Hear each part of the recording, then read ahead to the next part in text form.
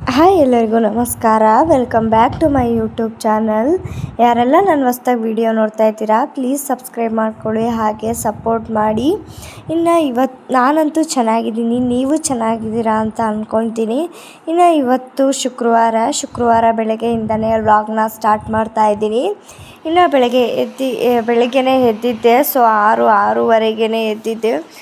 ಎದ್ದು ಬಾಗಿಲಿಗೆ ಕಸ ಹೊಡೆದು ಬಾಗಿಲಿಗೆ ನೀರು ಹಾಕಿ ಪುಟ್ಟಾಗಿರೋ ಒಂದು ರಂಗೋಲಿ ಬಿಟ್ಟು ಈ ದಿನನ ಸ್ಟಾರ್ಟ್ ಮಾಡಿಕೊಂಡೆ.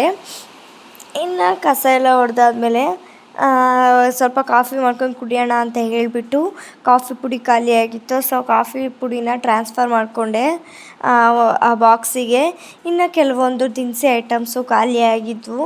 ಸೊ ಹಾಗಾಗಿ ಎಲ್ಲ ಹಾಕ್ಕೊಳ್ತಾ ಇದ್ದೆ ಬಾಕ್ಸಿಗೆ. ಇನ್ನು ಕಾಫಿ ಎಲ್ಲ ಕುಡ್ದಾದ್ಮೇಲೆ ನಾನು ಕಾಫಿ ಕುಡಿಯೋದೇ ಆ ಕಾಫಿ ಕುಡ್ದಾದ್ಮೇಲೆ ನಾನು ಆ ಡೇನ ಸ್ಟಾರ್ಟ್ ಮಾಡೋದು.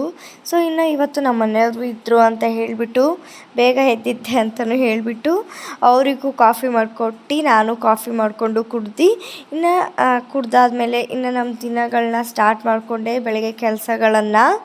ಕಾಫಿ ಕುಡ್ದಾದ್ಮೇಲೆ ಏನೋ ಒಂಥರ ಮೈಂಡ್ ರಿಲ್ಯಾಕ್ಸ್ ಆಗೋದು, ಏನೋ ಒಂದು ಎನರ್ಜಿ ಬೂಸ್ಟರ್ ಅಂತಲೇ ಹೇಳ್ಬೋದು ಕಾಫಿ. ಇನ್ನು ಕಾಫಿ ಕುಡ್ದಾದ್ಮೇಲೆ ಸೊ ಹಾಗೆ ನೆಲ ಒರೆಸ್ಕೊಳ್ಬಿಡೋಣ ಅಂತ ಹೇಳಿಬಿಟ್ಟು ನೆಲನೂ ಸಹ ಒರೆಸ್ಕೊಳ್ತಾ ಬಂದೆ. ಇನ್ನು ಇವತ್ತು ಶುಕ್ರವಾರ ಆಗಿರೋದ್ರಿಂದ ಕಳಸ ಪೂಜೆ ಮಾಡಬೇಕಲ್ವ. ನಾನು ಮಂಗಳವಾರ ಶುಕ್ರವಾರ ಕಳಸ ಪೂಜೆ ಮಾಡ್ತೀನಲ್ವ. ಸೊ ಹಾಗೆ ನೆಲನೂ ಒರೆಸ್ಕೊಳ್ಬಿಡೋಣ ಅಂತ ಹೇಳಿಬಿಟ್ಟು ನೆಲ ಎಲ್ಲ ನೀಟಾಗಿ ಒರೆಸ್ಕೊಂಡು ಬಂದೆ. ಕೆಲವೊಂದು ಸರ್ತಿ ನಾನು ಡೈಲಿ ನೆಲ ಒರೆಸ್ತಾ ಇರ್ತೀನಿ. ಇನ್ನು ಕೆಲವೊಂದು ಬಾರಿಗಳಲ್ಲಿ ವಾರಕ್ಕೆ ಒಂದು 4 ಸತಿ ಒರೆಸ್ತಿರ್ತೀನಿ. ನಾನು ಕೆಲಸಗಳು ದಿನಗಳು ಹೇಗಿರುತ್ತೋ ಆ ಟೈಮಿಗೆ ಮ್ಯಾನೇಜ್ ಆಗೋ ಹಾಗೆ ಮಾಡ್ಕೊತಾ ಇರ್ತೀನಿ. ಆಲ್ಮೋಸ್ಟು ಡೈಲಿ ಒರೆಸ್ತಾನೆ ಇರ್ತೀನಿ. ಇನ್ನು ನೆಲ ಎಲ್ಲ ಒರೆಸ್ಕೊಂಡಾಯಿತು. ಇನ್ನು ಕಾಫಿ ಪುಡಿ ಖಾಲಿಯಾಗಿತ್ತು, ಎಣ್ಣೆ ಖಾಲಿಯಾಗಿತ್ತು, ಬೇಳೆ ಖಾಲಿಯಾಗಿತ್ತು, ಎಲ್ಲ ಖಾಲಿಯಾಗಿತ್ತು ಅಂತ ಹೇಳಿಬಿಟ್ಟು ಆ ಡಬ್ಬಿಗಳಿಗೆ ಎಲ್ಲ ಹಾಕ್ಕೊಳ್ತಾ ಇದ್ದೆ. ಅದೇನು ಇವಾಗ ತರಿಸಿರೋದಲ್ಲ ದಿನಸಿ ಎಲ್ಲ, ಸ್ವಲ್ಪ ತಂದಿದ್ದು ಸ್ಟೋರ್ ಮಾಡಿ ಇಟ್ಟಿದ್ದೆ ಆವಾಗ. ಆಮೇಲೆ ನಮ್ಮ ಪಾಪು ಬರ್ತಡೇದು ಕೆಲವೊಂದು ಐಟಮ್ ಇದ್ವಲ್ಲ, ಬೇಳೆ ಕಾಫಿ ಪುಡಿ ಎಲ್ಲ. ಸೊ ಅದಕ್ಕೆ ಅದೆಲ್ಲ ತೆಗ್ದು ಟ್ರಾನ್ಸ್ಫರ್ ಮಾಡಿಕೊಂಡೆ. ಎಣ್ಣೆ ಒಂದು ಖಾಲಿಯಾಗಿತ್ತು ಅಂತ ಹೇಳಿಬಿಟ್ಟು ಇವಾಗ ಅಂಗಡೀಲಿ ತರಿಸ್ಕೊಂಡೆ. ಅರ್ಧ ಲೀಟ್ರನ್ನ ತರಿಸ್ಕೊಂಡು ಇವಾಗ ಅದಕ್ಕೆ ಹಾಕ್ಕೊಳ್ತಾ ಇದ್ದೀನಿ. ಮನೇಲಿ ಒಂದು ಐಟಮ್ ಇಲ್ಲ ಅಂದರೂ ಮಾಡೋಕ್ಕೆ ಏನೋ ಒಂಥರ ಗಲಿಬಿಲಿ ಅಲ್ವಾ. ಸೊ ನಾವೇನಾದರೂ ಒಂದು ರೆಸಿಪಿ ಮಾಡ್ತೀವಿ ಅಂದರೆ ಅದ್ರ ತಕ್ಕನಾಗೆ ಐಟಮ್ ಇದ್ರೇ ಮಾತ್ರ ಅಲ್ವಾ ಆ ರೆಸಿಪಿನೂ ಟೇಸ್ಟಾಗಿ ಬರೋದು, ಮಾಡೋಕ್ಕೂ ಇಂಟ್ರೆಸ್ಟ್ ಬರೋದು ನನಗೆ ಅಡುಗೆ. ಇನ್ನು ಇವತ್ತಿನ ವಿಷಯ ನಾನು ಏನು ಹೇಳೋಣ ಅಂತ ಅಂದ್ಕೊಂಡಿದ್ದೀನಿ ಅಂದರೆ, ಸಾಲ ಅಂತೂ ಮಾಡಬಾರ್ದು ಅಂತ ಹೇಳೋಣ ಅಂತ ಹೇಳ್ತಾ ಇದ್ದೀನಿ. ಯಾಕಂತ ಅಂದರೆ ನಾವೇನೋ ಒಂದು ಕಷ್ಟಕ್ಕೋ ಸುಖಕ್ಕೋ ಸಾಲ ಮಾಡಿರ್ತೀವಿ. ಸೊ ಸಾಲ ತಗೊಳ್ಳುವಾಗ ಅಂತೂ ತುಂಬ ಈಸಿ, ಆದರೆ ಕಟ್ಟುವಾಗಂತೂ ತುಂಬ ಕಷ್ಟ. ಒಂದೊಂದು ರೂಪಾಯಿನೂ ಯೋಚನೆ ಮಾಡಬೇಕು ಅಂತ ಅನಿಸುತ್ತೆ. ಸಾಲ ಮಾಡಿದ್ರೆ ಅಂತೂ ಏನು ತಗೊಳ್ಳೋಕ್ಕೆ ಆಗಲ್ಲ. ಯಾಕಂದರೆ ನಮ್ಮ ಇರೋ ಕಮಿಟ್ಮೆಂಟ್ಸಿಗೆ ಸಾಲನೇ ತೀರ್ಸೋದೇ ಆಗುತ್ತೆ ನಾವು ದುಡ್ದಿದ್ದೆಲ್ಲ. ಸೊ ಅಷ್ಟು ಇದಿರುತ್ತೆ. ಇನ್ನು ಏನಾದರೂ ಒಂದು ಸೈಡ್ ಆದಾಯ ಇದು ಬರ್ತಾಯಿದ್ರೆ ಅದೊಂಥರ, ಆದರೆ ಅವತ್ತೇ ದುಡಿಬೇಕು, ಅವತ್ತೇ ತಿನ್ನಬೇಕು. ಅದ್ರ ಮಧ್ಯೆ ಈ ಸಾಲಗಳು ಕಮಿಟ್ಮೆಂಟ್ಗಳು, ನಾವು ಮಾಡ್ಕೊಂಡಿರೋ ಕಮಿಟ್ಮೆಂಟ್ಗಳು ತೀರಿಸ್ಬೇಕು ಅಂದರೆ ತುಂಬ ಕಷ್ಟನೇ ಆಗುತ್ತೆ ಅಲ್ವಾ. ಇನ್ನು ಎಷ್ಟೋ ಜನ ಸಾಲ ತೀರ್ಸೋಕ್ಕಾಗ್ದಲೇ ಮನೆ ಮಠ ಎಲ್ಲ ಮಾರ್ಕೊಂಡಿದ್ದಾರೆ, ಕಳ್ಕೊಂಡಿದ್ದಾರೆ. ಇನ್ನು ಎಷ್ಟೋ ಜನ ಆತ್ಮಹತ್ಯೆ ಮಾಡ್ಕೊಂಡಿರೋದು ಉದಾಹರಣೆ ಇದೆ ಅಲ್ವಾ. ಸೊ ಹಾಗಾಗಿ ಸಾಲ ಅಂತೂ ಮಾಡೋಕ್ಕೆ ಹೋಗಬಾರ್ದು ಅಂತ ಅಂತೀವಿ. ಆದರೆ ಕೆಲವೊಂದು ಅನಿವಾರ್ಯ ಟೈಮಲ್ಲಿ ಮಾಡಲೇಬೇಕಾಗುತ್ತೆ. ಆದರೆ ಜಾಸ್ತಿ ಸಾಲ ಅಂತೂ ಮಾಡೋಕ್ಕೆ ಹೋಗಬೇಡಿ ಅಂತ ನನ್ನ ಅನಿಸಿಕೆ. ಹಾಗಾಗಿ ಇನ್ನು ಹಾಸಿಗೆ ಇದ್ದಷ್ಟು ಕಾಲು ಚಾಚಬೇಕು ಅಂತ ಹಿರಿಯರೇ ಹೇಳ್ಕೊಂಡು ಬಂದಿದ್ದಾರೆ ಅಲ್ವಾ. ಇನ್ನು ವೇದ ಸುಳ್ಳಾದರೂ ಗಾದೆ ಸುಳ್ಳಾಗೋದು ಅಂತಲೂ ಹೇಳಿದ್ದಾರೆ ಅಲ್ವಾ. ಇನ್ನು ನಾವು ಅಷ್ಟೇ ಕಮಿಟ್ಮೆಂಟ್ಗಳಿದ್ದಾವೆ. ಸ್ವಲ್ಪ ಕಮಿಟ್ಮೆಂಟ್ಗಳನ್ನ ಹೇಗೆ ನೆನ್ಪಿಟ್ಕೊತೀನಿ ಅಂತ ಅಂದರೆ, ಕ್ಯಾಲೆಂಡರಲ್ಲಿ ಬರೆದು ಆ ಡೇಟಿಗೆ ಎಲ್ಲ ಬರೆದು ಇಟ್ಕೊಳ್ತೀನಿ.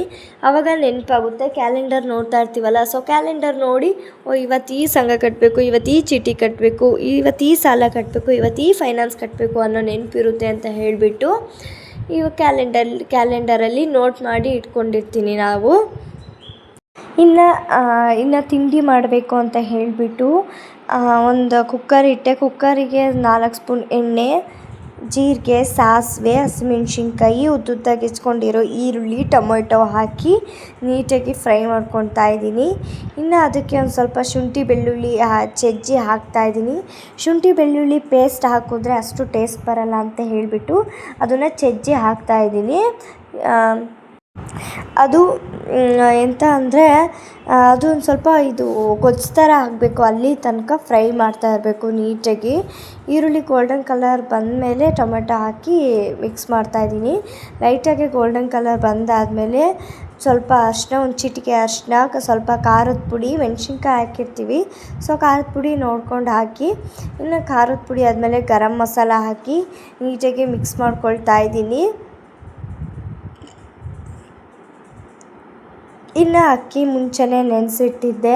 ಮುಂಚೆನೇ ಅಂದರೆ ನಾನು ಅಡುಗೆ ಮಾಡೋಕ್ಕೆ ಸ್ಟಾರ್ಟ್ ಯಾವಾಗ ಮಾಡಿದ್ನೋ ಆವಾಗಷ್ಟೇ ನೆನೆಸಿಟ್ಟಿದ್ದು. ಸೊ ಆವಾಗ ನೆನೆಯೋಕ್ಕಿಟ್ರೆ ಸಾಕು. ಇನ್ನು ಅದನ್ನು ನೆಂದಿತ್ತಲ್ಲ, ಸೊ ಹಾಗಾಗಿ ಹಂಗೆ ಅಕ್ಕಿ ಹಾಕ್ಕೊಂಡೆ. ಒಂದು ಲೋಟ ಅಕ್ಕಿಗೆ 2ರಿಂದ 2.5 ಲೋಟ ನೀರು ಹಾಕಬೇಕು. ಇನ್ನು ರುಚಿಗೆ ತಕ್ಕಷ್ಟು ಉಪ್ಪು ಹಾಕಬೇಕು. ಸೊ ಮಿಕ್ಸ್ ಮಾಡಬೇಕು ಅಷ್ಟೇ. ಇನ್ನು ಅದು ರುಚಿಗೆ ತಕ್ಕಷ್ಟು ಉಪ್ಪು ಹಾಕಿದ್ಮೇಲೆ ಲಿಡ್ನ ಕ್ಲೋಸ್ ಮಾಡಿ 2ರಿಂದ 3 ವಿಷಲ್ ಕೂಗಿಸ್ಬೇಕು. ಇನ್ನು 2ರಿಂದ 3 ವಿಷಲ್ ಕೂಗಿಸಾದ್ಮೇಲೆ ಟೊಮೊಟೊ ರೈಸ್ ಬಾತ್ ರೆಡಿ ಆಯಿತು. ಇದು ಅಂತೂ ಬ್ಯಾಚುಲರ್ಸಿಗಂತೂ ಬೆಸ್ಟ್ ಫುಡ್ಡು. ಆಮೇಲೆ ಏನು ತರಕಾರಿ ಇಲ್ಲ ಅಂದರೂ ಮಾಡ್ಬೋದು. ನೋಡಿ, ವಿಷಲೆಲ್ಲ ಇಳಿದಾದ್ಮೇಲೆ ತೆಗೆದೆ. ಅನ್ನ ನೋಡಿ ಎಷ್ಟು ಉದ್ರಾಗಿ ಬಂದಿದೆ, ಎಷ್ಟು ಚೆನ್ನಾಗಿದೆ ಗೊತ್ತಾ ಟೇಸ್ಟು ಸತ. ಒಂದು ಸತಿ ಟ್ರೈ ಮಾಡಿದ್ಮೇಲೆ ಕಮೆಂಟ್ ಬಾಕ್ಸಲ್ಲಿ ಕಮೆಂಟ್ ತಿಳಿಸಿ ಹೇಗಿದೆ ಅಂತ ಹೇಳಿಬಿಟ್ಟು. ಇನ್ನು ಅಮ್ಮ ಫೋನ್ ಮಾಡಿದ್ರು ಅಂತ ಹೇಳಿಬಿಟ್ಟು ನಂದೆಲ್ಲ ಕೆಲಸ ಮುಗ್ದಿತ್ತು. ಸೊ ಅಮ್ಮ ಫೋನ್ ಮಾಡಿದ್ರು, ಹಾಸ್ಪಿಟ್ಲಿಗೆ ಹೋಗಿ ಬರೋಣ, ತಾತಂಗೆ ಹುಷಾರಿಲ್ಲ, ಕಣ್ಣಿಗೆ ತೋರಿಸ್ಬೇಕು ಅಂತ ಹೇಳಿದ್ರು. ಸೊ ಹಾಗಾಗಿ ಬೆಳಗ್ಗೆ ಬೇಗ ರೆಡಿಯಾಗಿ ಗೌರ್ಮೆಂಟಲ್ಲಿ ಫ್ರೀ ಟಿಕೆಟ್ ಆಗಿ ಆಧಾರ್ ಕಾರ್ಡ್ ತೋರಿಸ್ಕೊಂಡು ಅಮ್ಮ, ನಾನು, ಪಾಪು, ತಾತ ಎಲ್ಲ ಹೋದ್ವಿ. ಇನ್ನು ನಮ್ಮ ತಾತಂಗೆ ಕಣ್ಣು ಇದಾಗಿತ್ತು ಅಂತ ಹೇಳ್ಬಿಟ್ಟು ಶಂಕರ ಐಕೆಗೆ ಹೋಗಿದ್ವಿ, ಶಿವಮೊಗ್ಗ ಹಾಸ್ಪಿಟಲಿಗೆ. ಐ ಹೋಪ್ ಈ ವಿಡಿಯೋ ಇಷ್ಟ ಆಗಿದೆ ಅಂದ್ಕೊತೀನಿ. Thank you.